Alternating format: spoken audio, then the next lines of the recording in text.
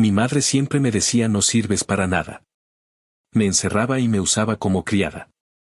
Ahora que su enfermedad la dejó sin fuerzas, viene a suplicarme que la cuide como me cuido. Le recordé que no atiendo a quien siempre me llamó estorbo y humilló. Ahora la atenderán desconocidos. No vengo a pedir absolución ni palmaditas en la espalda, vengo a poner por escrito lo que siempre me dijeron que callara.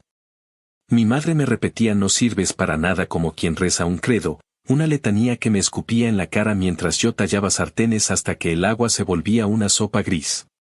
Crecí en un apartamento húmedo, de esos donde la alfombra huele a perro aunque nunca hubo perro, en un complejo barato al borde de una ciudad del medio oeste donde los inviernos muerden y los veranos huelen a gasolina tibia.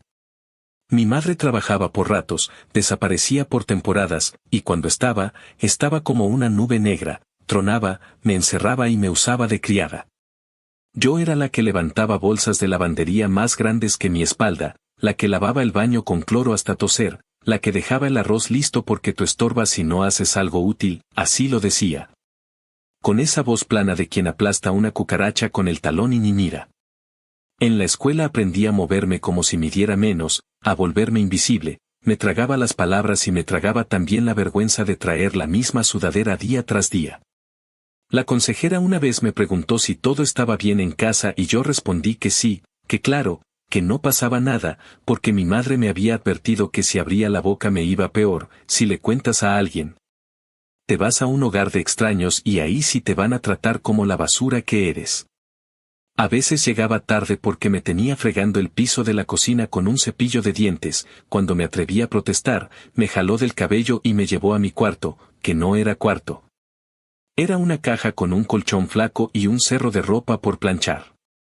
Cerró la puerta con ese seguro de hotel que le había atornillado por dentro para que no estés de chismosa, y me dejó ahí horas, sin celular, sin nada, con la promesa de que si hacía ruido me iba a ir peor. Cállate y sirve, me decía, y yo aprendí a callarme y servir, por lo menos hasta que pude largarme. Conseguí mi primer trabajo en un diner, de esos con cabinas de vinil pegajoso y café que sabe a castigo.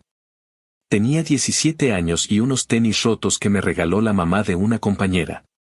Me pusieron a limpiar mesas y a correr platos, y por primera vez sentí que el cansancio al final del día no venía con insultos, que si alguien me decía buen trabajo no era sarcasmo. Guardé las propinas en una lata de galletas escondida detrás de la tubería del lavabo del baño, porque ya me había pasado que mi madre me vaciara la mochila con el pretexto de lo que ganas es para la casa. Cuando descubrió que yo trabajaba, lo dijo sin pestañear, trae el dinero y deja de hacerte la víctima.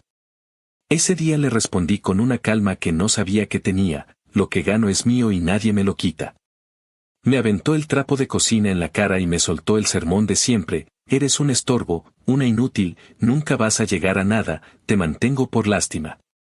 Yo miré el trapo en el piso, respiré hondo, y en la noche metí mis cosas en una mochila, doblé una camiseta, un pantalón, mis cuadernos, una foto que me tomó una maestra y que me gustaba porque en ella me veía viva.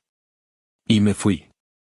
Dormí en el sofá de una amiga unas semanas, luego en el piso de un estudio que compartían dos chicos de la cocina, me prestaron una almohada y una cobija que olía a cigarro y detergente barato. Me saqué el GED en un centro comunitario, con un profesor que me miró como se mira a una persona de verdad y no a un mueble.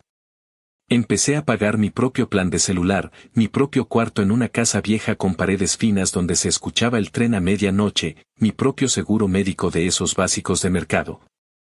Con copagos que dolían pero no tanto como antes dolía no existir. Por primera vez me compré una caja de cereal con mi dinero y me la comí sin pedir permiso. En el diner subí a cajera, luego a encargada del turno de madrugada, me aprendí el inventario de memoria, la caja fuerte, el olor del aceite cuando ya pide cambio.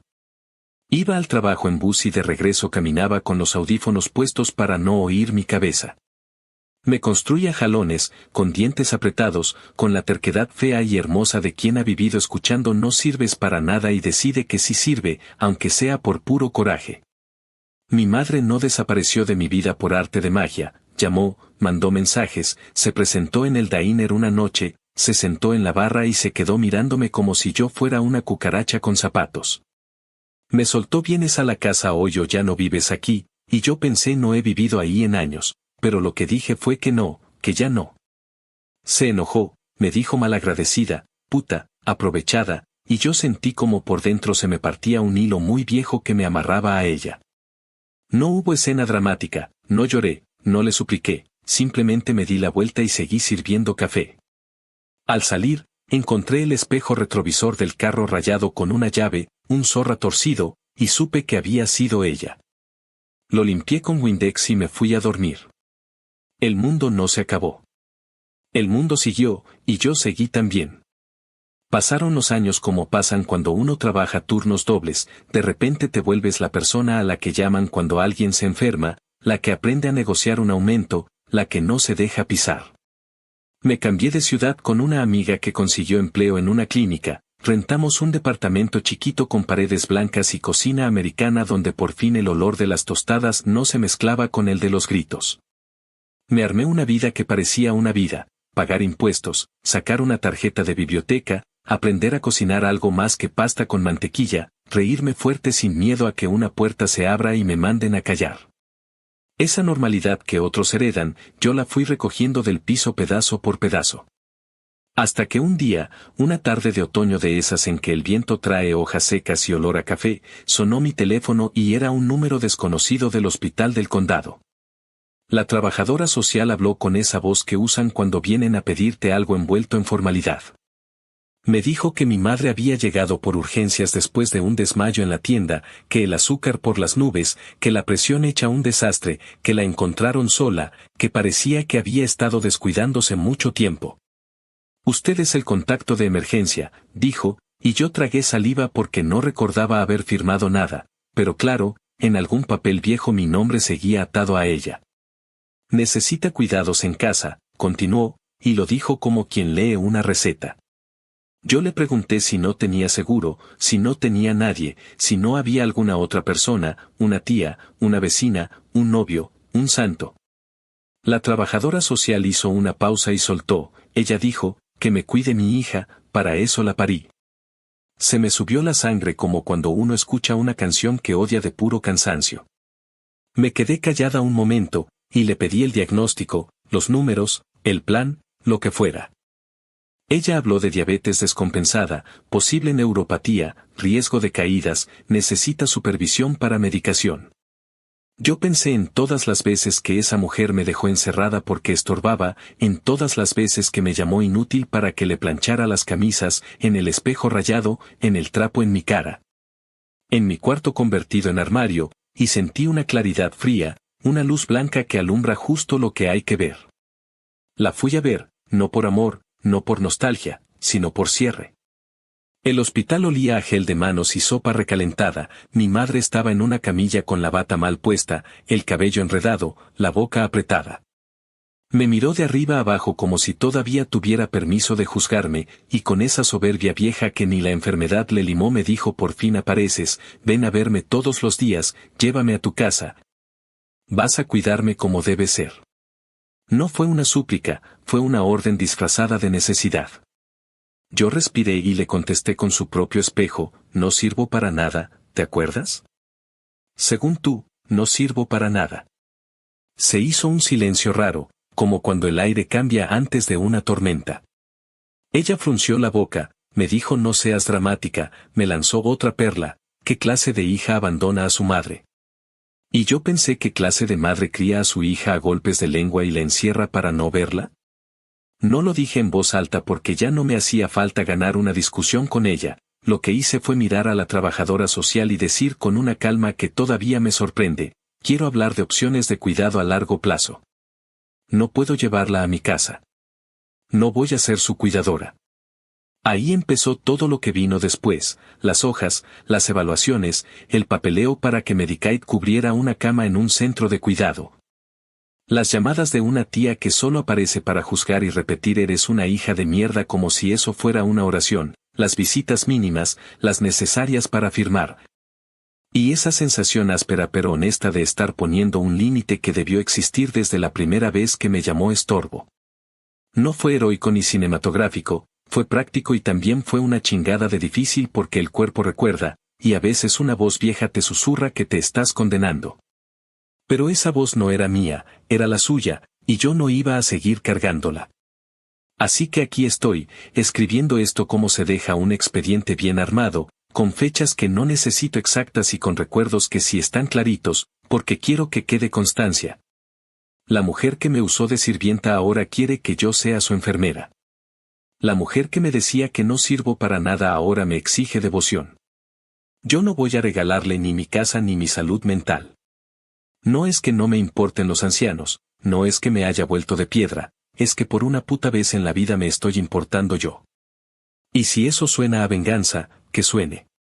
No es sangre ni fuego, es una silla libre en mi sala, una noche de sueño sin sobresaltos, un plato de pasta que me como caliente sin escuchar desde la cocina no sirves para nada.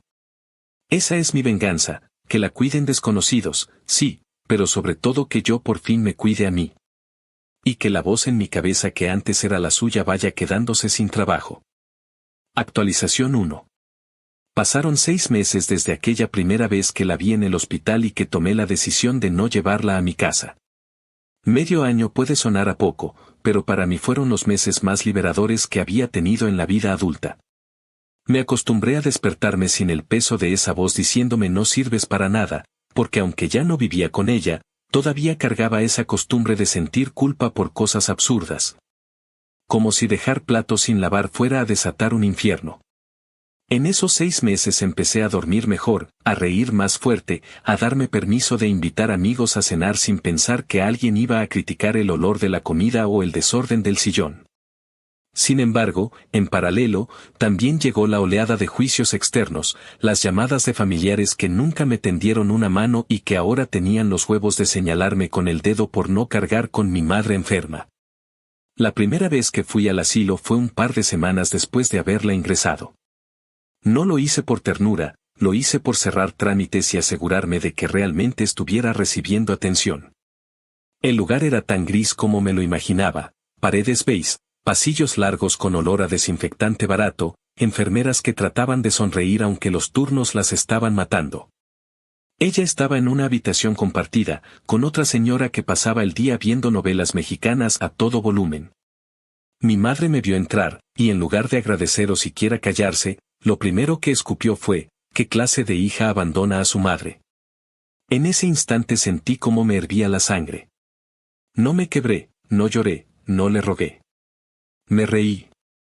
Fue una risa seca, casi amarga, pero fue mía. Le contesté con calma, ¿qué clase de madre le arruina la infancia a su hija y después espera devoción?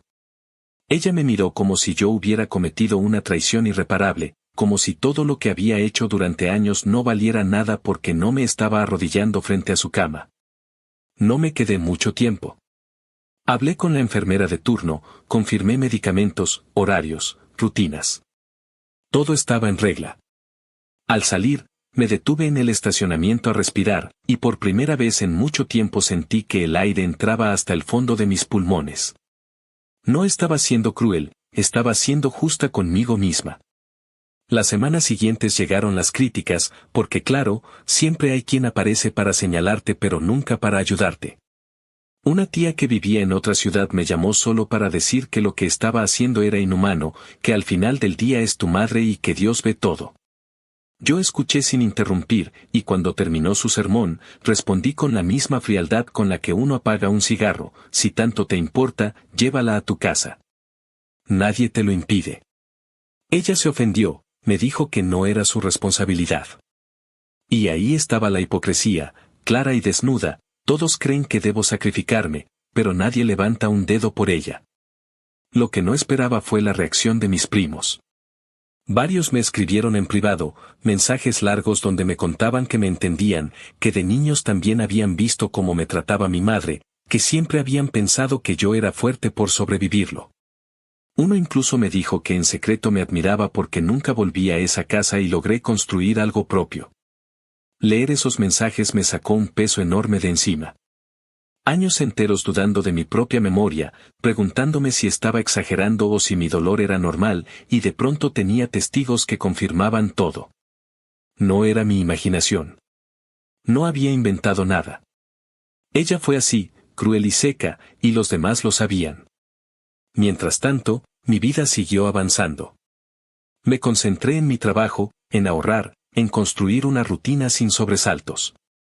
Me di pequeños lujos, comprarme una chamarra nueva sin sentir culpa, salir a cenar sin revisar la cuenta hasta el último centavo, dormir hasta tarde un domingo sin miedo a que alguien me gritara. Son cosas simples, pero para alguien que creció en un ambiente donde cada respiro era vigilado, esas cosas son victorias. Y cada una de esas victorias me recordaba por qué no podía regresar a ese papel de cuidadora forzada. Hubo noches en las que me cuestioné, no voy a mentir. Momentos en que la sociedad entera parece decirte que el deber de un hijo es estar ahí, aunque te hayan destrozado. Pero esas dudas nunca duraban mucho, porque bastaba recordar un solo episodio de mi infancia para volver a la claridad. Bastaba recordar la puerta cerrada por dentro, la voz diciéndome eres basura, los castigos ridículos, y se me quitaban las ganas de sentir remordimiento. 6 meses después, sigo convencida de que hice lo correcto. No me arrepiento. No hay parte de mí que piense que hubiera sido mejor cargar con ella en mi sala, vigilando pastillas y niveles de azúcar, absorbiendo insultos disfrazados de necesidad. No. Ella está en el lugar donde la cuidan profesionales, personas que cobran por hacerlo, personas que no tienen el historial envenenado que tenemos ella y yo. Y yo estoy aquí, viviendo una vida que me costó construir, sin pedir perdón por haber elegido salvarme a mí antes que rescatar a quien nunca me rescató. Ese es el verdadero inicio de mi venganza, no es gritar, no es insultar, no es siquiera vengarme con mis manos. Es simplemente seguir adelante, mientras ella sigue en esa cama, preguntándose por qué nadie vino a salvarla. Yo ya me salvé sola, y eso nadie me lo quita. Actualización 2. Había pasado un año desde que firmé el último papel en el centro de cuidado y me prometí a mí misma que no iba a cruzar esa puerta salvo que fuera estrictamente necesario. Un año suena a respiro, pero fue una maratón de pequeñas cosas que, juntas, se sienten como una vida nueva, aprender a cocinar sin mirar el reloj, cambiar las cortinas del departamento por unas que de verdad me gustaran. Comprarme una lámpara de pie porque sí, porque me dio la gana, porque el salón con esa luz cálida por fin parecía mío y no un cuarto prestado donde uno está de paso. Trabajé turnos largos, me ofrecí para cubrir madrugadas cuando alguien llamaba enfermo, me gané el respeto de un jefe que al principio me veía como si fuera a renunciar al tercer día. Empecé a ir a un cafecito del barrio los domingos, me gustó sentarme cerca de la ventana con un pan dulce y ver pasar a la gente envuelta en chamarras. Escuché conversaciones ajenas que me recordaron que la vida de todos es complicada de una manera u otra. En ese año también llegó el invierno fuerte, ese que te muerde la cara cuando sales de madrugada y te hace cuestionarte por qué diablos vives donde vives. Con el viento colándose por las rendijas y el ruido de la calefacción vieja que parece respiración de monstruo. Aún así, preferí 1000 veces ese frío a volver a pasar una sola noche con el viejo fantasma de mi madre rondando mi cocina. Las noticias sobre la señora me llegaban a gotas, casi siempre envueltas en veneno. La primera fuente fue la tía del lado materno, esa que aparece como cometa cada que huele drama. Llamó una tarde de otoño, puso voz de funeral y me soltó que en la iglesia estaban rezando por mi madre y que todos se preguntaban cómo era posible que su única hija la hubiera abandonado. Lo dijo así, con esas palabras, como si estuviera dictando sentencia, abandonado. Yo apreté la mandíbula y le expliqué lo que ya había explicado 100 veces, que mi madre está en un lugar donde la cuidan profesionales, que tiene su cama, su baño, que toma sus pastillas frente a una enfermera que apunta todo, que recibe comidas a sus horas y que, para rematar, ahí nadie le grita ni le encierra, que es más de lo que yo tuve nunca. La tía no quería escuchar, vino con la cartilla completa, al final es tu madre, Dios te está mirando, vas a arrepentirte cuando sea tarde. Le contesté con un cansancio honesto que me salió desde los talones, si tanto te preocupa, abre tu casa, prepara el cuarto de visitas, carga con ella de noche y de día, aprende a medirle el azúcar, ponle calcetines. Límpiale el vómito, y cuando termines me cuentas qué tal se siente ser santa. Se calló un segundo, dijo que no era su papel, que ella también tiene vida, que no se puede. Ahí quedó claro que la moral le gusta mucho cuando es para mandarla por correo, no cuando hay que firmarla con el propio cuerpo. Cerró con un eres una desgraciada y colgó. Yo me quedé mirando el teléfono como quien mira una cucaracha boca arriba, y lo bloqueé. Ese botón fue una pequeña victoria, un silencio comprado con un toque, ¡qué delicia! Luego vinieron los ataques por redes. Un primo que veo muy de vez en cuando me mandó capturas de la tía escribiendo en el muro de la parroquia, colando en medio de recetas de Cuaresma una frase envenenada. Qué tristeza ver a una mujer buena sufrir porque su hija la dejó en manos de extraños. Me hervía la sangre cada que leía mujer buena. Buena mis ovarios, pensé, y no me guardé el coraje, escribí un mensaje larguísimo al chat familiar, ese que siempre está muerto salvo cuando hay chismes o cumpleaños. Lo escribí con calma, con fechas en palabras, con recuerdos que no necesitan adornos. Conté de las veces en que mi madre me dejó horas encerrada con el seguro puesto, de los platos que fregaba hasta que se me resecaban las manos. De las noches en que me decía al oído que no sirvo para nada para que al día siguiente me levantara temprano a plancharle la blusa para su reunión importante. Dije que la estoy cuidando de la única forma que puedo sin destruirme, que pagar con mis impuestos y mi paciencia un sistema donde la atienden es más cuidado real que la esclavitud emocional que pretenden que abrace. Cerré con algo que me salió solo, yo no me estoy desentendiendo, me estoy protegiendo. Y agregué una invitación honesta, sin sorna, quien quiera cargarse la cruz, las puertas del centro están abiertas de lunes a domingo, pregunte por ella en recepción, lleve su nombre en la boca y sus manos listas. Lo que vino después me sorprendió. Un primo del lado paterno, al que casi no veo, me escribió en privado para decir que recuerda clarito cuando íbamos de niños al departamento y yo no podía salir a jugar porque estabas castigada por respirar muy fuerte. Usó esas palabras, como si me las hubiera arrancado de la memoria. Dijo que no entendía por qué entonces nadie intervino, que de grande lo pensó y le dio rabia con los adultos, que me admira por haberme ido y no mirar atrás. Otra prima me contó que en una reunión familiar de hace muchos años la escuchó hablar de mí como se habla de un objeto fallado, dijo que esa niña salió defectuosa y se rieron. Yo me quedé con el celular en la mano, leyendo, y sentí una mezcla rara de alivio y tristeza, alivio porque por fin alguien validaba que lo que viví no era una novela inventada. Y tristeza por la crueldad suelta que circulaba con naturalidad mientras yo era chica y apenas levantaba la cara. Esos mensajes fueron gasolina para mantener firme el límite. No estaba loca. No estaba exagerando. No soy una hija de mierda por no cargar con quien me tiró al piso una y otra vez. A mitad de ese año me llamó una trabajadora social del centro, con voz de manual pero ojos que yo ya me imaginaba cansados, para invitarme a una reunión de esas donde hablan de avances y pendientes. Fui porque entiendo que vivir en Estados Unidos es firmar papeles cada tanto y porque elijo estar informada, no porque me haya nacido de repente una ternura que no tengo. Entré a una sala con una mesa larga, olor a café recalentado y platos de galletas de esas que saben a cartón dulce. Estaban la enfermera del turno de día, la terapeuta que organiza ejercicios para que no se atrofie, y la trabajadora social que lleva el caso.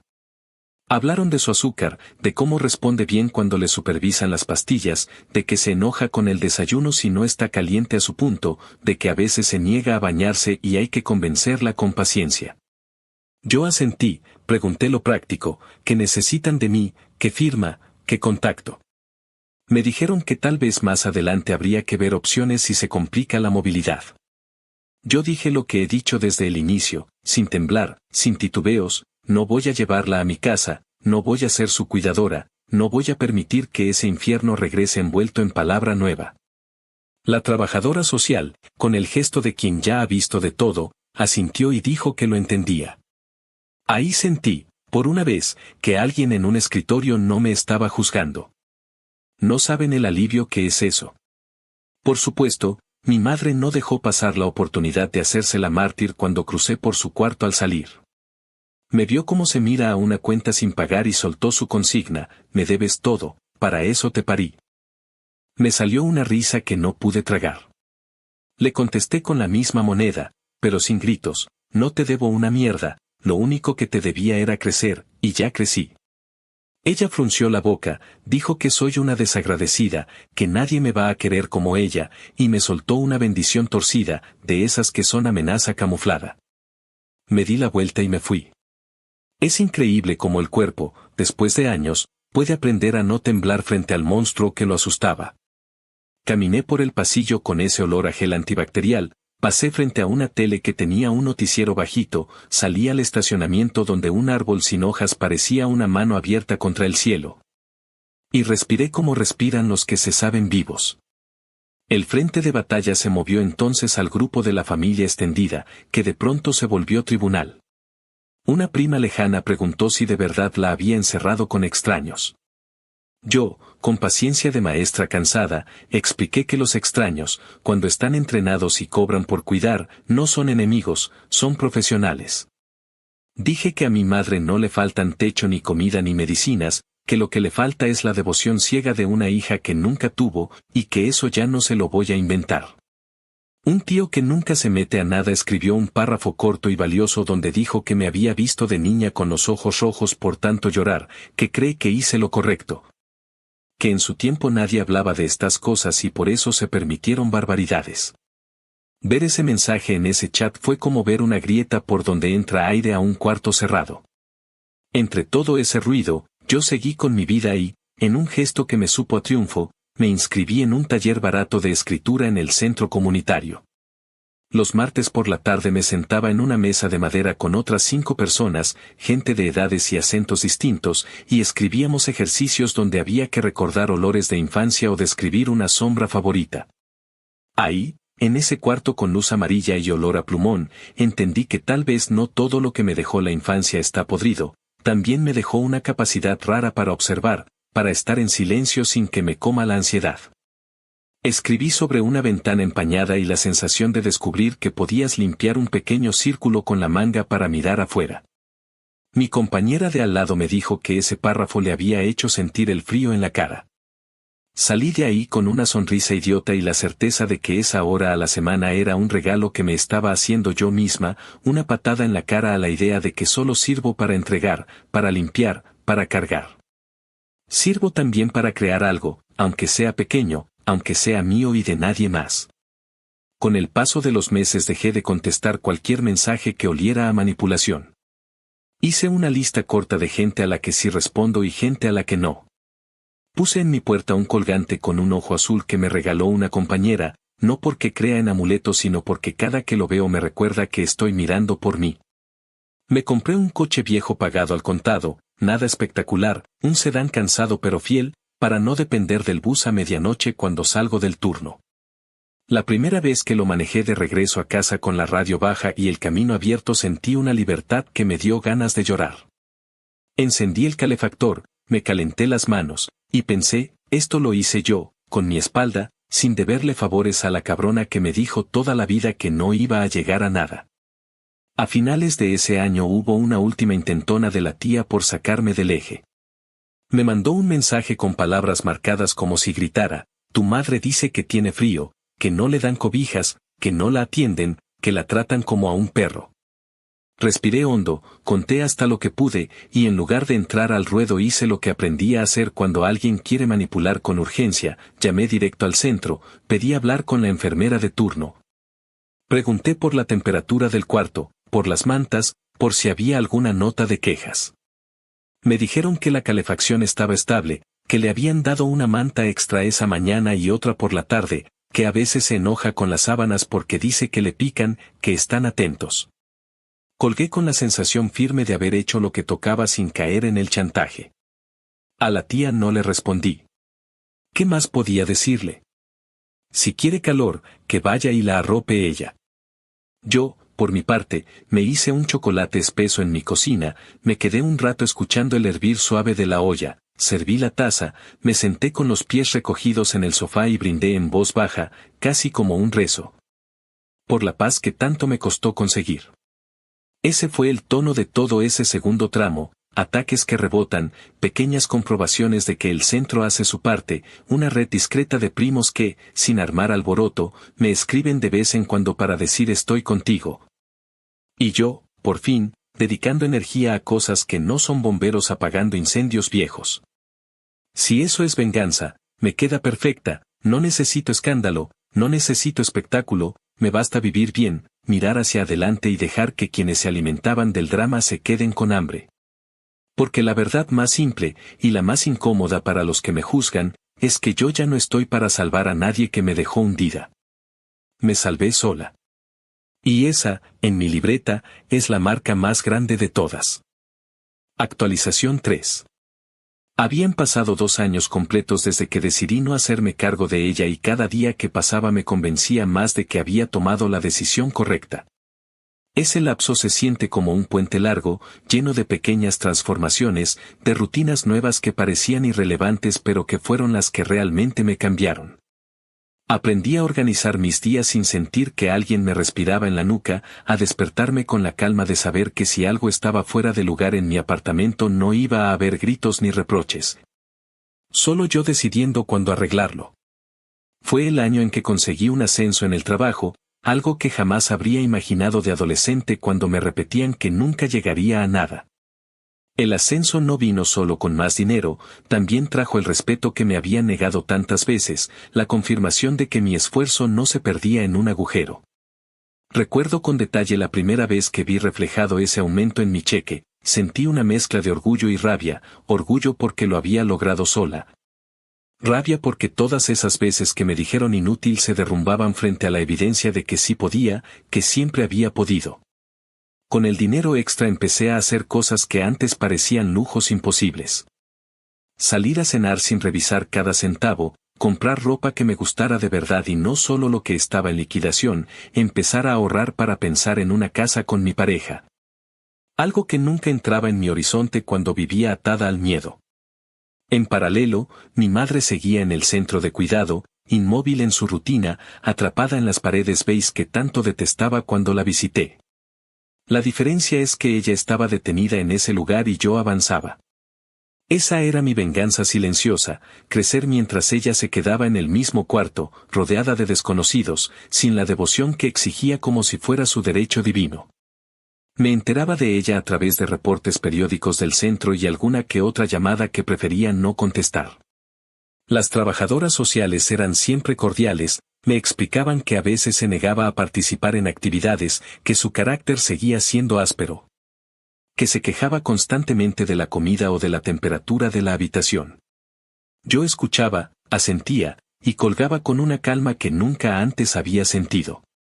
Sabía que estaba atendida, sabía que no le faltaba lo básico, y sobre todo sabía que no era mi obligación llenarle los vacíos que ella misma había cavado. Había noches en que me quedaba pensando en la ironía, esa mujer que me encerraba para que no la molestara ahora vivía rodeada de gente que la vigilaba a cada momento, no por amor, sino porque era su trabajo. Y de alguna manera, eso me resultaba justo. La atención que yo no recibí de niña la tenía ahora, pagada, metódica, sin cariño pero con constancia. Tal vez era el destino cerrando cuentas a su modo. Los familiares seguían apareciendo de vez en cuando con sus sermones, pero con el tiempo dejé de sentir la necesidad de justificarme. Al principio respondía, daba explicaciones largas, trataba de que entendieran mi postura. Ahora, 2 años después, ya no perdía tiempo. Si alguien me decía que era una hija ingrata, simplemente pensaba, sí, ingrata con quien nunca me dio nada que agradecer. Y cerraba la conversación. Mis primos, en cambio, siguieron siendo un apoyo silencioso. De vez en cuando recibía un mensaje corto, recordándome que no estaba sola, que lo que hacía era válido, que habían visto con sus propios ojos cómo me trataba. Esos mensajes eran como pequeñas piedras que reforzaban el muro que había levantado entre mi presente y mi pasado. Durante ese segundo año me di cuenta de que la verdadera venganza no era verla sufrir, sino mirarme al espejo y reconocerme en alguien que había roto el ciclo. No me convertí en lo que ella decía, no me quedé atrapada en el papel de víctima, tampoco me convertí en la cuidadora resignada que esperaba que fuera. Me convertí en una mujer que aprendió a salvarse sola, a no cargar culpas heredadas, a no dejar que la sangre decidiera por encima de la dignidad. Mientras ella seguía encerrada en ese cuarto repitiendo que soy egoísta y que Dios me va a castigar, yo seguía planeando viajes pequeños con mi pareja, seguía soñando con la casa, seguía construyendo algo mío. Esa era la diferencia abismal, ella se quedó en el pasado que inventó, yo me moví al futuro que me negaron. Al final de esos 2 años, cuando miraba atrás, lo que más me sorprendía era la calma que había conquistado. La calma de saber que no tenía que justificarme cada día, la calma de estar en paz con mis decisiones, la calma de ver que la vida no se detuvo por haberle dicho no a la mujer que me marcó a golpes de palabras. Y con esa calma, me confirmé a mí misma que no hay vuelta atrás, que ya no hay lugar para la niña que buscaba aprobación en donde solo había desprecio. Porque si algo me enseñó ese tiempo es que el rencor también se desgasta, que llega a un punto en el que ya no duele, solo se convierte en una certeza: ella está allá, yo estoy aquí, y nunca más voy a volver a cruzar esa línea. Actualización 4. Había pasado un año más, el tercero desde que la dejé en el centro de cuidado, cuando sonó el teléfono una mañana helada con ese timbre que ya aprendí a reconocer como problema ajeno que quieren que haga mío. Era la trabajadora social con voz de jarra de agua tibia, de esas que intentan no sonar alarmistas pero que traen el recado oscuro a cuestas, y me dijo que mi madre se estaba apagando, que llevaba días sin comer bien, que la presión se arrastraba como gusano bajo tierra, que por la madrugada se había desorientado y había querido salir al pasillo sin el andador, que ya estaban hablando de cuidados para el final porque a veces el cuerpo dice basta aunque uno haga berrinche. Me pidió que considerara si quería estar presente, si deseaba ajustar los papeles para que no la reanimaran a la fuerza, si quería nombrar a alguien que tomara decisiones cuando ella no pudiera hablar. Me quedé mirando la ventana empañada mientras escuchaba todo ese guión que se usa cuando hay que llevar a la familia de la mano hacia el borde del barranco, y sentí que el aire de la cocina olía a pan tostado y a pasado rancio. Una mezcla jodida que no quería volver a tragar. Le agradecí a la mujer. Le pedí que me enviara por correo la lista de pendientes, y colgué con esa sensación rara de haber metido la mano en un cajón donde todavía hay cuchillos. Abrí el correo, leí las palabras que evitaban decir muerte para no asustar, respiré hondo, y me serví café como si fuera un ritual de defensa personal. Los papeles, aunque traten de maquillarlos, son lo que son, decisiones sobre cuerpos y despedidas. Me senté en la mesa con mi pareja, extendí los formularios, y hablamos de lo que había que hablar, no como héroes, no como santos, sino como gente que aprendió a no mentirse. Ella me preguntó si quería estar ahí cuando llegara el final, si me haría bien, si me haría daño, y me devolvió la pregunta como un espejo bien puesto. No tardé mucho en responder, porque la verdad ya estaba en mí desde hacía años, no quería estar ahí. No iba a sostener la mano de quien me negó una mano cuando yo era niña, no iba a regalarle mis últimas horas de paz a un fantasma que se alimentó de mi miedo. Firmé la hoja donde decía que no quiero que la revuelvan a la fuerza si su cuerpo decide irse, puse mi nombre con letra firme, y sentí que con ese trazo estaba cerrando una puerta que llevaba toda la vida haciéndome corriente. No fue un gesto cruel, fue un gesto limpio. No voy a permitir que su final me arrastre al remolino de siempre. Que la cuiden los que saben y los que están de turno, que el sistema haga lo que tenga que hacer, que la muerte llegue sin espectáculo. Yo ya hice mi parte cuando me fui de esa casa. La noticia, como era de esperarse, corrió por la familia como pólvora mojada, lenta pero insistente, y llegaron los sermones de siempre, la tía con su rosario de reproches. La prima que mete a Dios en conversaciones donde no cabe, el primo que no apareció en años y ahora se siente con derecho a opinar desde un sillón en otra ciudad.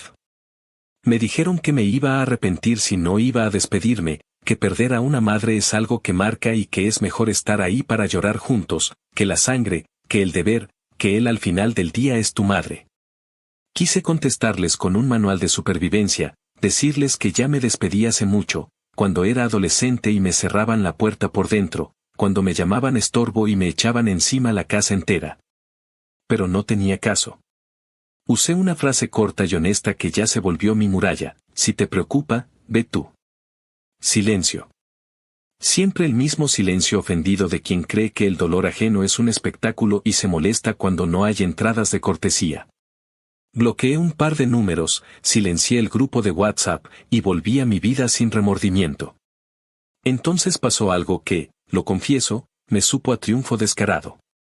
Justo ese fin de semana, mis amigos propusieron un viaje relámpago a Las Vegas para ver un concierto y perder el sentido del tiempo entre luces y ruido. Lo dijeron medio en broma, medio en serio, como quienes tiran una cuerda por si el otro quiere agarrarse. Yo miré mi calendario, miré el correo del centro con sus frases cuidadosas, miré mis manos todavía temblando un poco por el eco de la llamada, y decidí que sí, que me iba a ir a gritar canciones, a tomar margaritas aguadas. A caminar por una alfombra de casino que huele a desinfectante y a cigarro viejo, a ver mujeres con vestidos brillantes y hombres con camisas demasiado apretadas, a sentirme viva sin pedir perdón. Algunos dirán que es cruel, que cómo se me ocurre irme de fiesta cuando mi madre está bajando la colina, pero yo lo llamo justicia poética. Por una vez, mi fin de semana no estaba secuestrado por la culpa. Empaqué una maleta chica con 2 camisetas, pantalón cómodo, chamarra para el aire acondicionado asesino de los hoteles, un par de tenis y la billetera con dinero suficiente para no preocuparme por el desayuno. Cerré la maleta con un zipper que sonó a cierre de capítulo, y me fui. El vuelo era de madrugada, de esos donde el aeropuerto parece un sueño con luces frías y gente que camina como si arrastrara sombras. Me senté junto a la ventanilla, apoyé la frente en el plástico y miré las ciudades hacerse manchas a lo lejos. Pensé en mi madre, claro que pensé, no soy de piedra, y me imaginé su cuarto beige, su respiración áspera, su mal humor plantado en la silla, y en lugar de sentir culpa sentí una tristeza seca.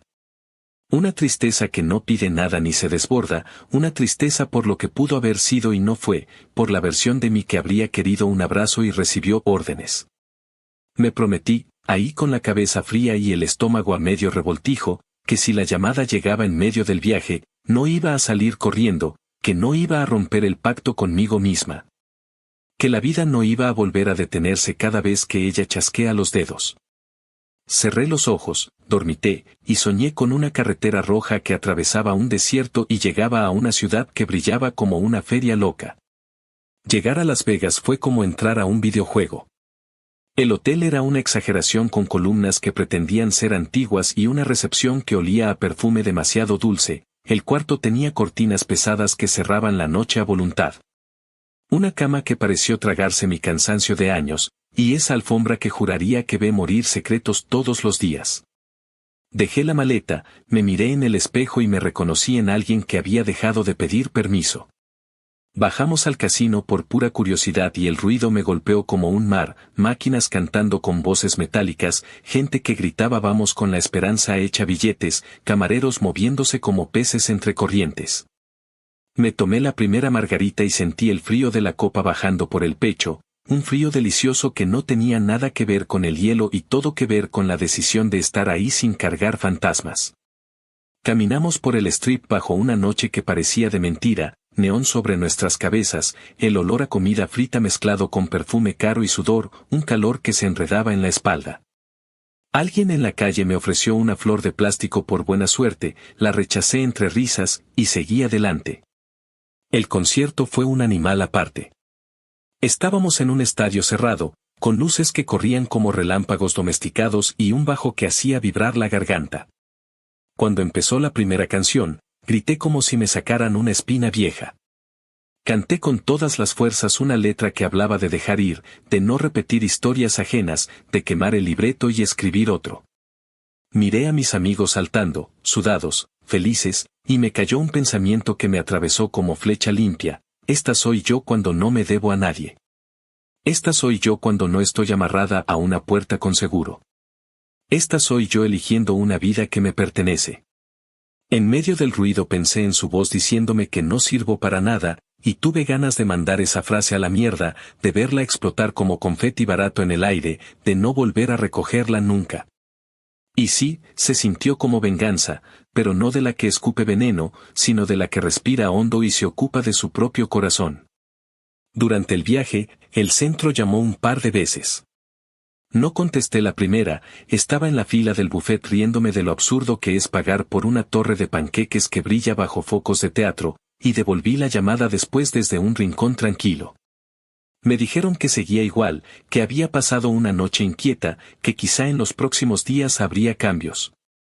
Agradecí, pedí que siguieran informando, y colgué con la misma serenidad con la que se cierra una ventana antes de la tormenta.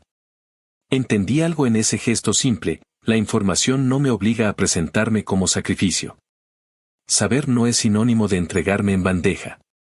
Puedo estar al tanto sin quemar mi vida por alguien que nunca apagó el fuego cuando yo me estaba chamuscando.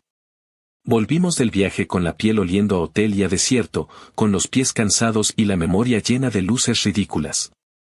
Abrí la puerta de mi apartamento y me golpeó ese aroma a casa propia que se queda pegado en las cortinas, un olor a café, a jabón, a mi champú barato, a libros abiertos. Dejé la maleta sin deshacer, me preparé un plato de pasta tardío, me senté en el suelo porque sí, porque me encanta comer ahí como si el mundo fuera un picnic a escondidas. Y pensé que el mejor acto de rebeldía de mi vida es sostener mi día a día con cuidado, no dejar entrar el caos en forma de chantaje, cuidar mis cosas pequeñas como si fueran tesoros. Defender mi cama de los fantasmas que quieren acostarse conmigo. Si mi madre se estaba apagando en una habitación beige, era asunto de ella y de los que estaban de guardia. Si el final estaba cerca, yo ya había tomado mi lugar en el público que no aplaude tragedias por compromiso. Puede sonar cruel a oídos educados en la culpa, pero para mí suena a cordura. Después de ese fin de semana, la trabajadora social me pidió una última firma para ajustar la constancia de que no la forzaran a quedarse si su cuerpo decía basta. Fui un martes por la tarde, con la luz triste del invierno pegada a los edificios, crucé el vestíbulo con el mismo olor de siempre, y me detuve un segundo frente a la puerta de su piso. No entré. No hacía falta. Firmé en la oficina, estreché manos, escuché un agradecimiento sincero que me sorprendió, porque la mujer entendía que a veces el cuidado también es poner un límite, y me fui. En el ascensor, un hombre con bata de paciente me dijo sin mirarme que el café de la máquina era una mierda, asentí, sonreí por dentro, y deseé que su noche fuera lo menos dura posible. Salí al frío con la cara ardiendo por la diferencia de temperatura y sentí que el aire era un cuchillo que no me cortaba. Por primera vez después de una visita a ese lugar, no tenía la sensación de traer el pasado pegado a la piel. Era como si me hubiera puesto una chamarra nueva por dentro. Esa noche, en la cama, mi pareja me preguntó si me sentía mal por no haber pasado a verla, si había un tirón en la panza, una duda clavada. Le dije la verdad, sin adornos, me siento triste por la historia que no tuvimos, sí, me siento en paz por la historia que elegí. Y agregué, con la voz ya cansada, no pienso regalarle mi final de jornada a la culpa. Ella me abrazó por la espalda, me besó la nuca, y nos dormimos con el ruido lejano de los carros en la avenida, ese sonido que siempre me pareció una canción de cuna urbana. Si alguien quiere llamarme monstruo por no haber estado a la cabecera, que venga a ver cómo cuido esta vida que nadie me regaló, cómo pago mi renta, cómo lleno mi refri, cómo llamo a mis amigos cuando se caen, cómo me presento a mí misma cada mañana. Si eso no cuenta como cuidado, entonces el mundo está jodido y que siga sin mí. Lo que siguió fueron días quietos y limpios, con llamadas esporádicas del centro que yo atendía como quien revisa el clima, información necesaria, sin permitir que me defina el humor. En el trabajo cerramos un mes intenso con turnos dobles y recibí un reconocimiento que me dio risa por lo solemne, pero que guardé con cariño. Porque a veces está bien tener un papel que diga en letras grandotas que lo estás haciendo bien. En casa planté una pequeña suculenta que compré en la tienda de la esquina, la puse junto a la ventana que da a la calle, y cada mañana me asomaba a ver si había aguantado el frío. Me parecía justo, una planta dura, de esas que hacen la fotosíntesis con migajas de sol y aún así crecen sin pedir disculpas, sentada en mi repisa como una declaración. Cada hoja nueva fue un recordatorio de que la venganza más cabrona que puedo ejercer es no dejar que el pasado me haga sombra. Y en ese estado de ánimo, con la suculenta verde y terca mirando a la calle, con el correo del centro en una carpeta que no se abre todos los días, con mis libros apilados sobre la mesa y mi par de tenis secándose junto a la calefacción, me di cuenta de que había cruzado una frontera sin mirar atrás. Lo que quedaba por venir ya no iba a sacarme del carril. Y si alguien pretendía sacarme, le iba a tocar lidiar con una versión de mí que no se mueve al ritmo del miedo, sino al ritmo de su propia vida. Actualización final. El tiempo pasó con la discreción de una marea que se retira sin que uno lo note, y de pronto ya habían pasado más de 3 años desde aquella primera vez que la dejé en el asilo. No hubo anuncio solemne ni trompetas, solo una llamada breve en la que la voz de una mujer del centro me dijo que mi madre había muerto esa mañana. La noticia llegó limpia, sin adornos, con esa formalidad fría de quien repite lo mismo a diferentes familiares en el mismo día. Colgué, me quedé mirando la pantalla del teléfono un momento, y lo primero que pensé fue que no sentía nada, o por lo menos nada de lo que se supone que debería sentir una hija al escuchar que su madre murió. No lloré, no me quebré, no sentí que se partía el mundo. Fue como si me hubieran dicho que cerraron para siempre un edificio viejo que yo ya no visitaba, uno que ya se caía a pedazos desde hace décadas y que lo único que me daba eran recuerdos húmedos y paredes con manchas.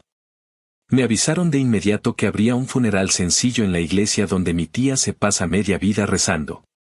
Dudé un instante si ir o no, porque la verdad no tenía deseos de presenciar nada, pero luego pensé que necesitaba verlo con mis propios ojos, no por nostalgia, sino por cierre. Quería confirmar que esa historia se había terminado, que ya no quedaba nada más que un cuerpo y un ataúd. Así que fui, sin expectativas, sin ropa especial, con lo que me puse para trabajar ese día, porque no iba a fingir un duelo que no me pertenecía. Al entrar, el olor a flores marchitas y a incienso barato me revolvió el estómago. El féretro estaba ahí, con una foto suya enmarcada, la misma expresión de siempre, la boca apretada, los ojos que juzgan incluso desde una imagen inmóvil. La miré y pensé que esa cara la conocía demasiado, que había sido la pesadilla de mis noches y el eco en mi cabeza durante años. La gente murmuraba alrededor, algunos lloraban, otros rezaban, y yo sentía que estaba viendo una obra de teatro a la que había llegado como espectadora sin haber comprado boleto. Me acerqué lo suficiente para confirmar que en esa caja estaba el final de la mujer que me llamó estorbo, basura, inútil. No vi a mi madre, vi a una persona que eligió cultivar veneno y ahora estaba reducida a silencio. La miré unos segundos, respiré hondo y me repetí en la cabeza que ya estaba. Que lo que ella representaba ya no podía alcanzarme. No toqué la caja, no hice reverencias, no junté las manos. Simplemente me di media vuelta y me senté en una banca al fondo para esperar que todo terminara. Escuché las palabras del cura, escuché a mi tía sollozar y repetir que era una mujer buena, y tuve que apretar la mandíbula para no soltar una carcajada amarga.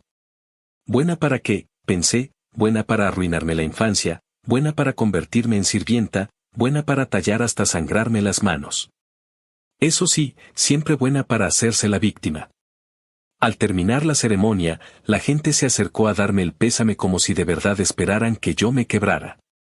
Una señora que apenas conocía me dijo que ahora sí podía descansar tranquila porque cumplí como hija al estar ahí. La miré a los ojos y le contesté que no estaba ahí por ella, sino por mí, porque necesitaba cerrar un círculo, no porque viniera a rendirle homenaje a alguien que nunca supo lo que era cuidar.